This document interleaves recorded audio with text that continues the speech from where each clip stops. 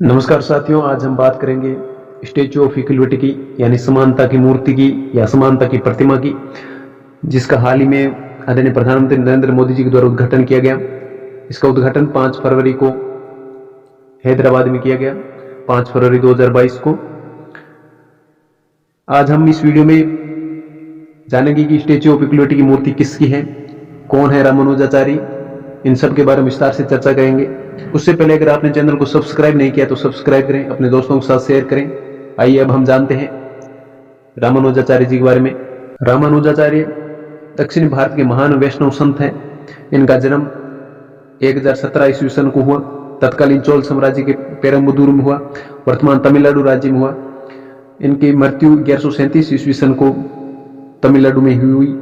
इनके गुरु या इनके शिक्षक यमुनाचार्य जी थे।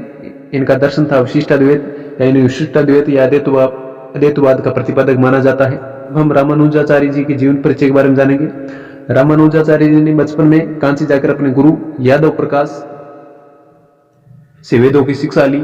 रामानुजाचार्य आलवार संत यमुनाचार्य जी के प्रधान शिष्य थे, यानी यमुनाचार्य जी इनके गुरु थे। रामानुजाचार्य ने गृहस्थ आश्रम की त्याग कर श्रीरंगपुर के यतिराज नामक सन्यासी से सन्यास की दीक्षा ली तथा मैसूर के श्रीरंगपुर से चलकर रामानुज शालिग्राम चले गए, जहां पर उन्होंने वैष्णव धर्म का प्रचार प्रसार किया। उसके बाद उन्होंने पूरे भारतवर्ष में वैष्णव धर्म का प्रचार प्रसार किया। 1137 ईस्वी में 120 वर्ष की आयु में इनका निधन हो गए या ब्रह्मलीन हो गए। उन्होंने कई ग्रंथों की रचना की, जिन्हें हम नवरत्न के नाम से जानते हैं, किंतु ब्रह्मसूत्र के भाष्य पर उनके 2 ग्रंथ लिखे गए जो सर्वाधिक लोकप्रिय हुए। उनमें पहला था श्री भाष्यम और दूसरा था वेदांत संग्रहम। अब हम रामानुजाचार्य जी के सिद्धांत के बारे में समझेंगे। रामानुजाचार्य के दर्शन में सत्ता और परम सत्ता के संबंध में 3 स्तर बताए गए। पहला था ब्रह्म अथवा ईश्वर, दूसरा था चित्त अथवा आत्मा, और तीसरा था अचित अथवा प्रकृति तत्व। ये चित्त अथवा आत्म तत्व या अचित अथवा प्रकृति तत्व ब्रह्म अथवा ईश्वर से पृथक नहीं थे, बल्कि ये विशिष्ट रूप से ब्रह्म के ही 2 स्वरूप थे। ब्रह्म या ईश्वर पर ही आधारित थे ये दोनों, अर्थात चित्त अथवा अचित दोनों तत्व ब्रह्म के रूप में आधारित या ईश्वर के पर आधारित थे। वस्तुतः रामानुजाचार्य का विशिष्टाद्वैत का सिद्धांत भी यही है।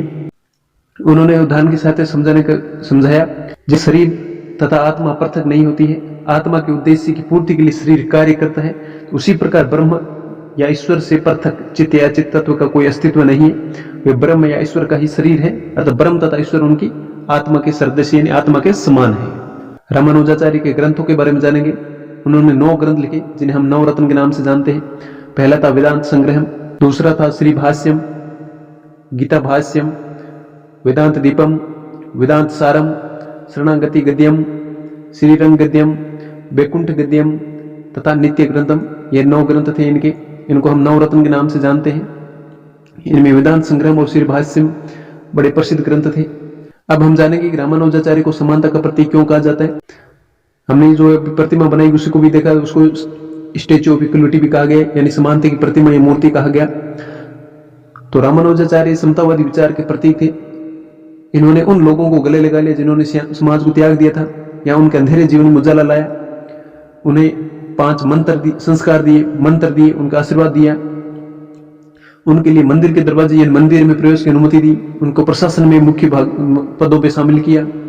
दलितों सहित बाकी समुदायों के लिए उन्होंने आरक्षण भी दिया। तो इस तरह उन्होंने पिछड़े तो समाज मुख्य धारा से अलग रहे व्यक्तियों को समाज के साथ जोड़ने का प्रयास किया। इसी कारण ही रामानुजाचार्य जी को समानता का या समता का प्रतीक माना जाता है। अब हम रामानुजाचार्य जी के संदेश के बारे में जानेंगे। उन्होंने अपने संदेश में अहंकार नहीं करने या शांति बनाए रखने की बात कही, भगवान की सेवा में सभी प्राणियों की सेवा की बात कही, समाज की सेवा में ईश्वर का सार्वभौम की बात कही, कोई भी अचूक नहीं है, किसी का भी अपमान नहीं करने की बात कही। सबसे महत्वपूर्ण बात उन्होंने कहा कि मन और कर्म की पवित्रता ही सबसे महत्वपूर्ण है। अब हम स्टैचू ऑफ इक्वलिटी की चर्चा करेंगे या समानता की प्रतिमा या मूर्ति की चर्चा करेंगे।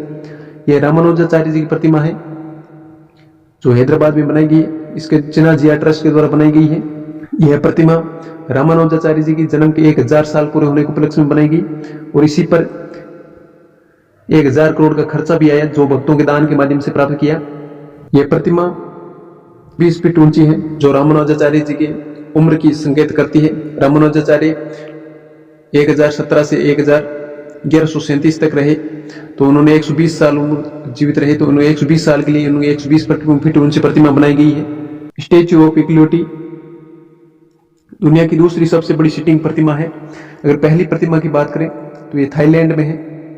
थाईलैंड में ये भगवान महात्मा बुद्ध की प्रतिमा है, जो दुनिया की सबसे बड़ी सिटिंग प्रतिमा है। अगर दूसरी प्रतिमा की बात करें, स्टेच्यू ऑफ लिबर्टी है, जो हैदराबाद में स्थित है। इस तरह हमने स्टेच्यू ऑफ लिबर्टी के बारे में विस्तृत चर्चा की, रामानुजाचार्य जी के बारे में विस्तृत रूप से जाना। उम्मीद है आपको वीडियो पसंद आया होगा। अपने दोस्तों के साथ शेयर करें, चैनल को सब्सक्राइब करें। जय हिंद, जय भारत।